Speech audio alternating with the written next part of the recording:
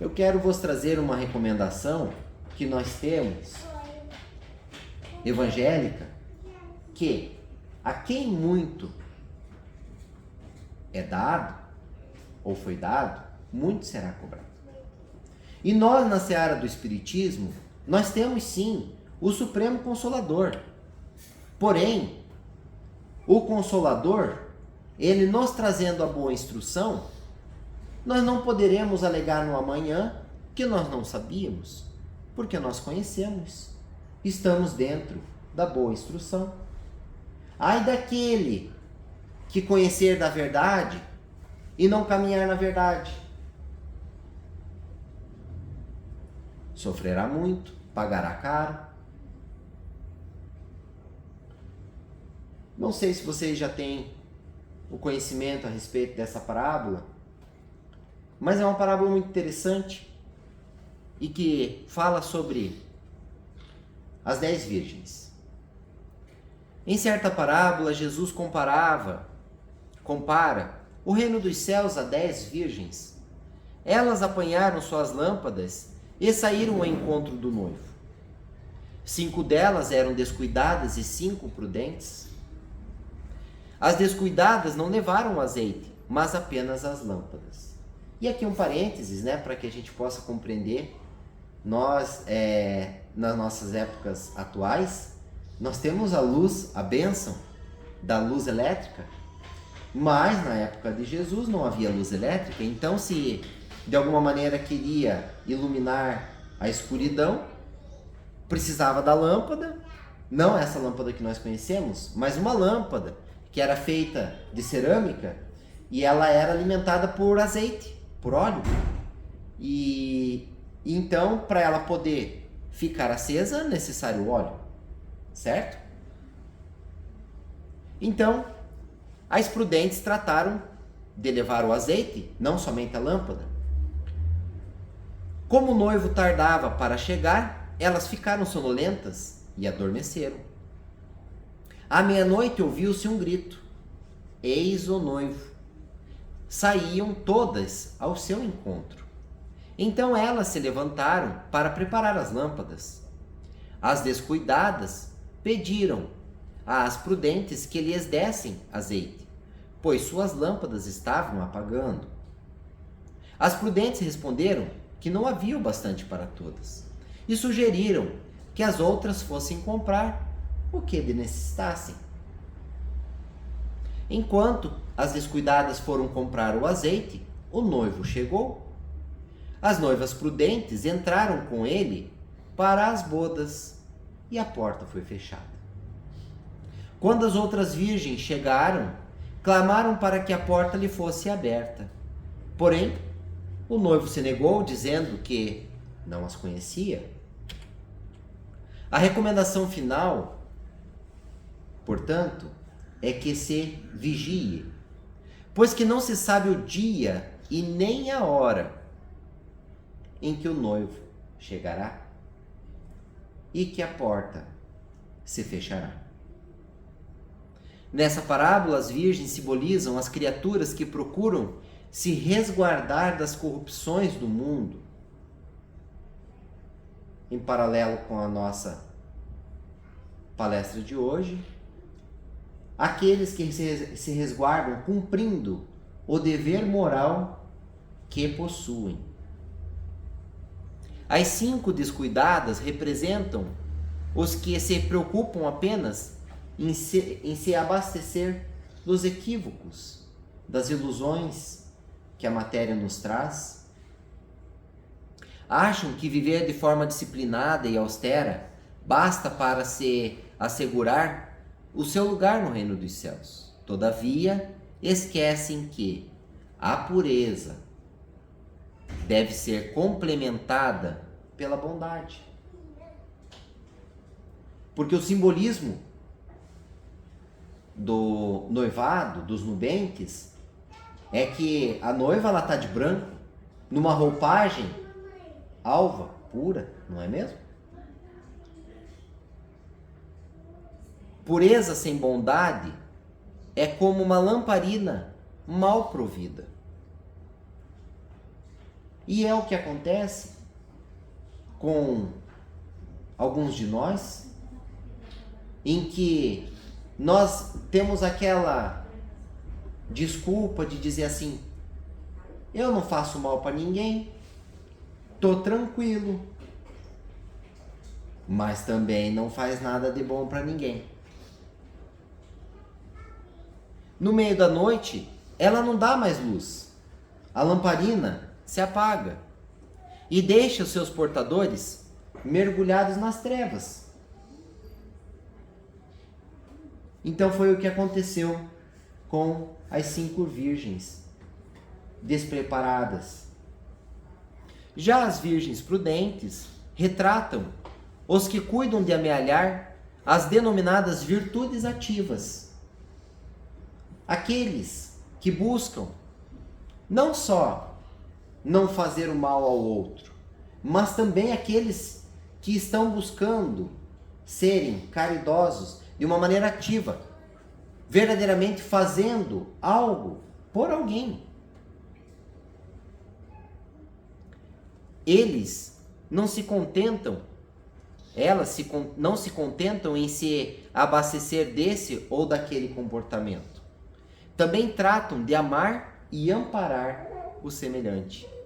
O amor é um combustível que se converte em luz e garante a iluminação de seus passos no caminho da realização espiritual.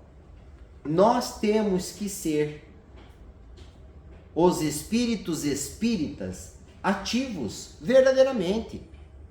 Não somente aqueles que cuidam-se em não mal fazerem a alguém, em não serem ruins para com o outro, mas aqueles que são cumpridores do seu dever em ter a caridade, o amor ao próximo ativo, vivenciado. Porque só assim é que nós poderemos manter a nossa lâmpada, a nossa lamparina acesa. Nós temos essa obrigação. Porque só assim a nossa roupa, a nossa roupagem, ela estará alva, ela estará branca, como a da representatividade dos noivos. Porque imaculados seremos quando não somente não praticarmos os pecados, mas também e principalmente quando nos iluminarmos, quando formos a luz a auxiliar o Cristo a iluminar o mundo. A chegada do noivo representa, e aqui interessante, percebam bem a parábola, a chegada do noivo representa a era da paz e alegria que se instalará na terra, predita pelo Cristo, em um futuro próximo, em um futuro que está batendo às nossas portas. A recusa das virgens em partilhar o azeite simboliza que as virtudes, e vejam, virtudes são intransferíveis. E não há virtude inativa. Não existe virtude sem a prática. O virtuoso é aquele que vivencia, que efetivamente realiza ativamente. Então nós temos que parar a nossa vida, dar aquela puxadinha no freio de mão, realizar a autoanálise para verificar se o trem da vida ele está seguindo pelo bom caminho de Jesus ou se ele está estacionado. Cada qual deve cultivá-las a custo de esforço pessoal, e eu vos acrescento, intransferivelmente, porque Deus não criou ninguém para carregar ninguém. Nós somos individuais, nós somos espíritos independentes e cada um segundo as suas obras.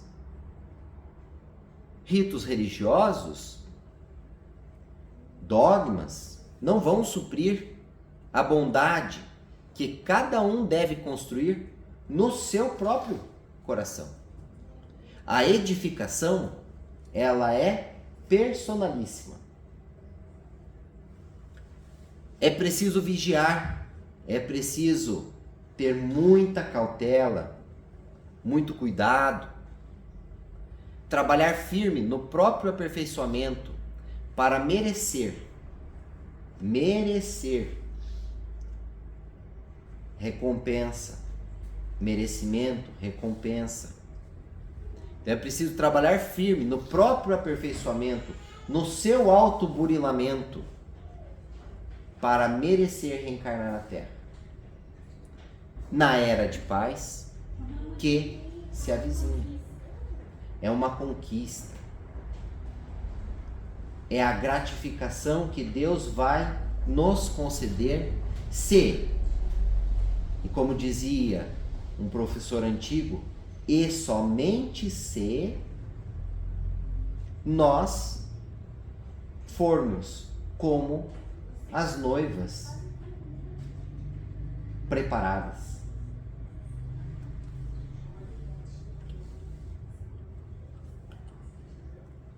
Caso contrário, as portas se fecharão, como diz a parábola, e os incautos serão convidados a viver em mundos inferiores, onde aprenderão as lições de que necessitam para então atingir a era de paz. É grandemente difundido que o nosso planeta está em transição de provas e expiações para o mundo de regeneração e posteriormente um mundo regenerado. O mundo de regeneração é aquele no qual os espíritos ainda não estão em plena iluminação, mas estão se curando, estão se regenerando. Por isso que o mundo é em regeneração, porque o próprio mundo, o próprio planeta, Mãe Terra, em regeneração, em cura. E é o que nós fazemos aqui na Casa de Bezerra de Menezes. Estamos em processo de cura, de autocura, de automodificação, de automelhoramento, porque é cada um segundo as suas obras. Se Deus tivesse criado de uma outra maneira, a regra do jogo, a lei era outra, mas não. A lei de Deus é para que não haja nenhuma forma de corrupção onde um se aproveite do outro. Por isso, a cada um segundo suas obras. Então nós temos que ser estes com o amor, a caridade, ativos na bondade, na beneficência, na cristandade do Senhor, fazendo uns pelos outros aquilo que nós queremos que seja feito por nós. Esse é o caminho. Aí temos as virtudes, aí temos o direcionamento, aí temos o cumprimento do nosso dever moral. Joana de Ângeles nos ensina que a bondade, ela cresce por meio do exercício. Então não adianta eu sair falando que eu sou bonzinho, que eu tenho bondade. Por quê? Porque ela vai então crescer em mim pelo exercício. Torna-se um hábito de vida ou desaparece por falta de ação. Porque aquele que não pratica o amor ao próximo, ele não tem bondade, desaparece a bondade dele, se um dia ele teve. em tudo e em todos jazendo a presença de Deus.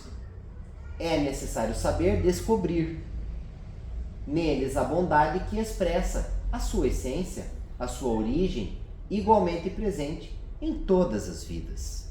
Então, se nós queremos ter essas virtudes ativas, como a bondade o é, nós temos que torná-las um hábito de vida, que é através do exercício incessante, diário, para que a gente possa, amanhã lá depois, não sabemos quando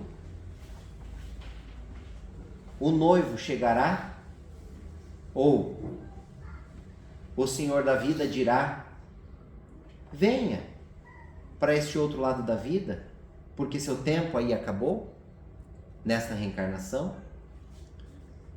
E aí que nos encontraremos em confronto conosco mesmos, em nossa consciência. Nos depararemos com a análise, diríamos assim, o grande resumo de como nós chegamos, as condições, o que nós enfrentamos, as nossas escolhas, o que nós fizemos, as modificações, o exercício, o hábito que nós levamos conosco mesmos. Porque é isso que nós carregaremos na nossa bagagem ao mundo espiritual.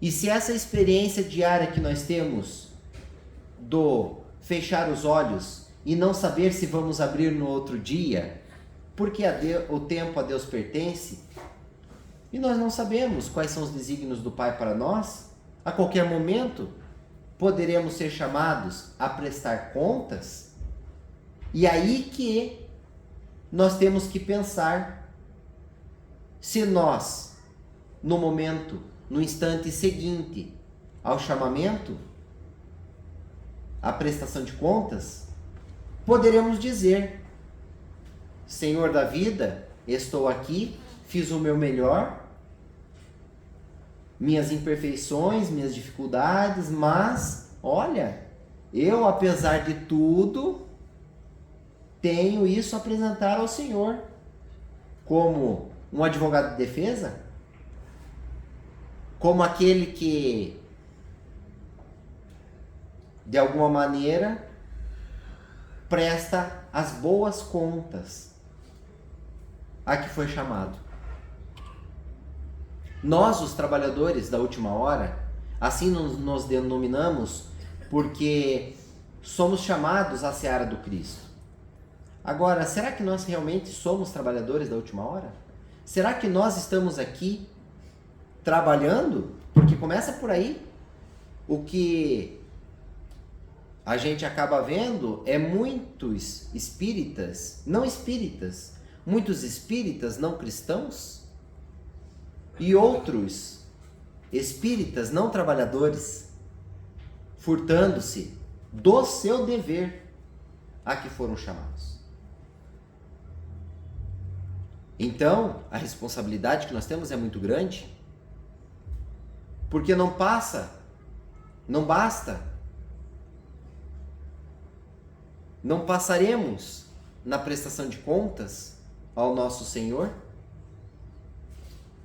para ficarmos num mundo regenerado, em regeneração, num mundo de paz, num mundo onde o amor ao próximo é florescente, onde as pessoas têm princípios de vida, de igualdade, de fraternidade, de liberdade, se nós não cumprimos a nossa missão, o nosso dever.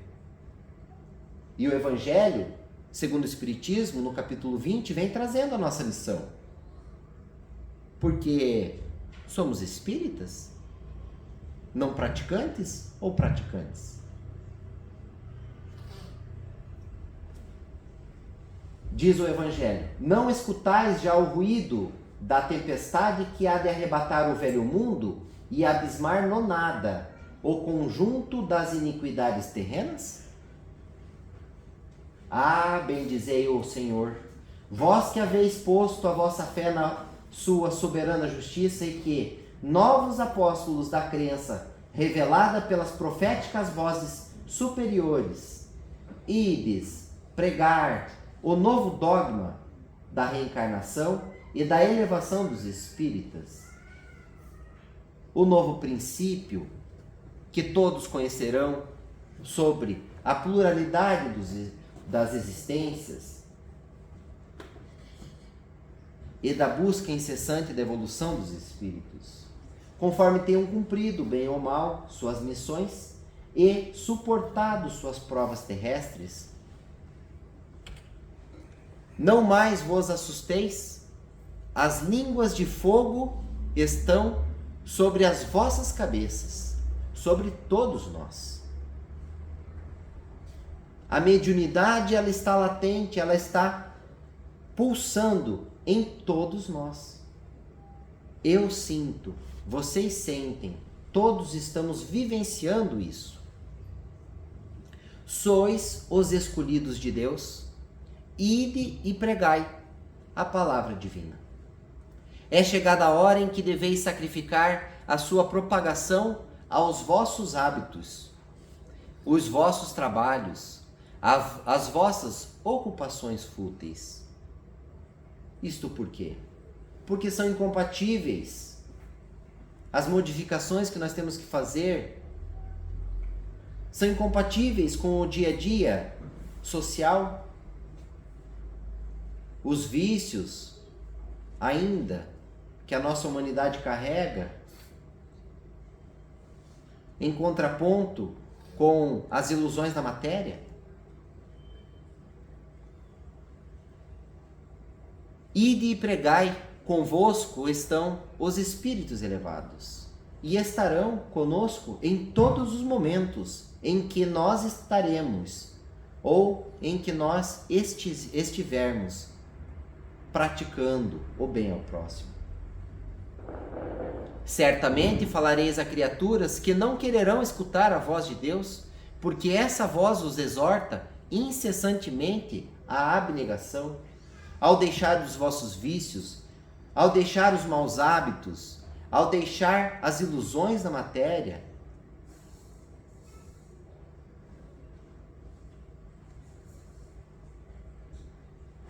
O chamamento do Cristo, do nosso Pai da vida, é incompatível ainda com as paixões que assolam a nossa humanidade. Pregareis o desinteresse aos avaros, a abstinência aos dissolutos, a mansidão aos tiranos domésticos como aos déspotas. Palavras, e eu acrescento aqui por mim mesmo, por vezes perdidas, eu o sei, mas não importa. É a semente do Cristo, é a semente do Cristo que nós estaremos levando a todos estes nossos irmãos, a quem nós temos por obrigação, por dever de fazer o nosso melhor. E não importa, a escolha é do irmão, mas a nós cabe levarmos o esclarecimento. Faz mister, regueis com os vossos suores o terreno onde tendes de semear, porquanto ele não frutificará e não produzirá, senão sob os reiterados golpes da enxada e da charrua evangélicas. Ide e pregai.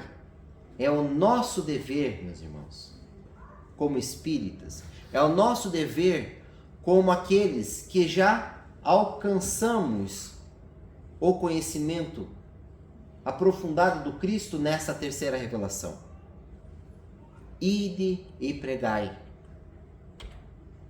A todos vós, homens de boa fé, conscientes da vossa inferioridade em face dos mundos, disseminados pelo infinito, porquanto Deus cria e cria incessantemente por toda parte, mundos e mundos, materiais, semimateriais, jamais evoluídos e espiritualizados que nós nem vemos, de luzes superiores, por toda parte, em diversas e diversas dimensões.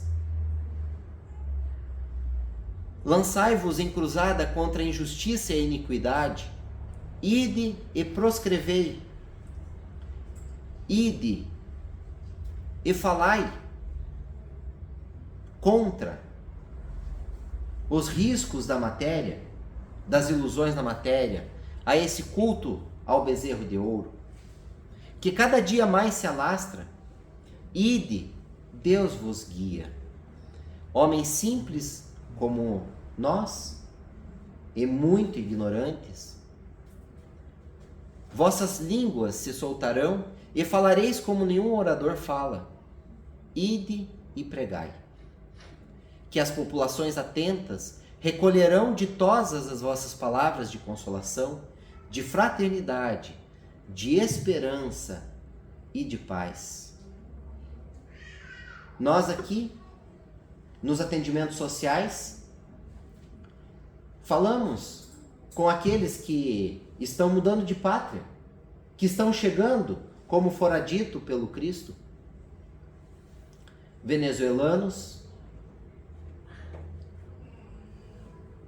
dizendo para nós a tristeza que é ao perder o direito de estar vivendo e conseguindo se manter na sua casa, na sua morada, na sua pátria, e ter que deixar para trás suas famílias,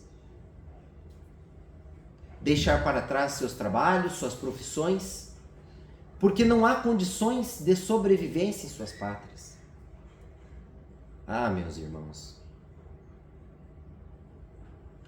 como é triste deixarmos o nosso cantinho para termos que ir construir e reconstruir outros cantinhos em outras paragens. A recomendação evangélica do Cristo é: se amais essa terra bendita, este planeta Terra, que vos acolheu, que vos manteve, que os suprimiu de todas as suas necessidades, se amais essa terra e quereis aqui permanecer, façamos por onde? Façamos a nossa parte. Vamos realizar.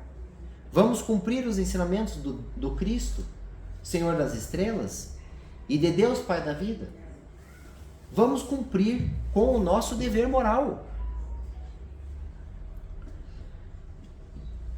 Que importam as emboscadas que vos armem pelo caminho? Somente lobos caem em armadilhas para lobos, porquanto o pastor saberá defender suas ovelhas dos verdugos e moladores. E de homens que, grandes diante de Deus, mais ditosos do que Tomé, credes, sem fazerdes questão de ver, e aceitais os fatos da mediunidade, mesmo quando não tenhais conseguido obtê-los por vós mesmos. Ide, o Espírito de Deus vos conduz. E marchemos todos nós, avante. Falange imponente pela tua fé, diante de ti, os grandes batalhões dos incrédulos se dissiparão como a bruma da manhã aos primeiros raios do sol nascente. A fé é a virtude que desloca montanhas, disse Jesus. Todavia, mais pesados do que as maiores montanhas, jazem depositados nos corações dos homens a impureza e todos os vícios que derivam da impureza. Parte, então, cheios de coragem para removerdes essa montanha de iniquidades que as futuras gerações só deverão conhecer como lenda, do mesmo modo que vós, que só muito imperfeitamente conheceis os tempos que antecederam a civilização pagã. Sim, em todos os pontos do globo vão produzir-se as subversões morais e filosóficas. Aproxima-se a hora em que a luz divina se espargirá sobre os dois mundos. E depois, e levai a palavra divina aos grandes que a desprezarão, aos eruditos que exigirão provas, aos pequenos e simples que aceitarão como grande consolador. Porque principalmente entre os mártires do trabalho, desta provação terrena encontrareis fervor e fé. Ide, estes receberão, com hinos de gratidão e louvores a Deus, a santa consolação que lhes levareis, e baixarão a fronte, rendendo-lhe graças pelas aflições que a terra lhe destina.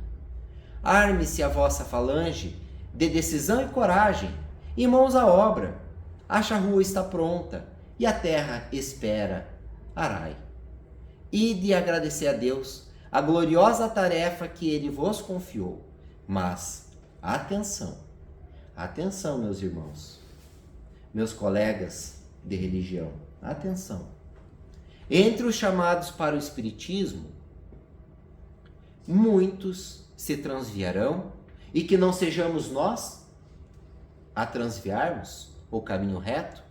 Reparai, pois, o vosso caminho, e segui a verdade.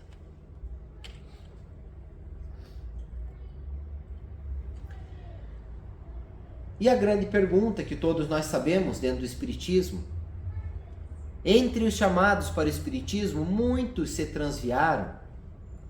Quais os sinais pelos quais reconheceremos os que se acham no bom caminho? Resposta: reconhecê-lo-eis pelos princípios da verdadeira caridade que eles ensinarão e, principalmente, praticarão. Reconhecê-lo-eis pelo número de aflitos a que levem consolo. Reconhecê-lo-eis pelo seu amor ao próximo, pela sua abnegação, pelo seu desinteresse pessoal. Reconhecê-lo-eis, finalmente, meus irmãos, pelo triunfo de seus princípios, porque Deus quer o triunfo de sua lei. Os que seguem sua lei, esses são os escolhidos. Mas todos somos os escolhidos. Os escolhidos a cumprirmos a lei do Pai. E Ele, o Pai da vida, nos dará a vitória. Mas destruirá aqueles que falseiam o espírito dessa lei e fazem dela degrau para contentar sua vaidade e a sua ambição. São as recomendações que o Espiritismo vem a nos trazer para que nós possamos seguir com as nossas obras sem qualquer interesse, porque a obra não é nossa. A obra não é minha, a obra não é do fulano nem do ciclano, a obra é do Senhor. E nós aqui estamos como obreiros do Senhor. Nós estamos a realizar e vivenciar o melhoramento, a prática e o cumprimento dos nossos deveres morais, que é fazer ao outro e amar ao próximo, assim como gostaríamos que fosse feito para nós, como Jesus nos ensinou.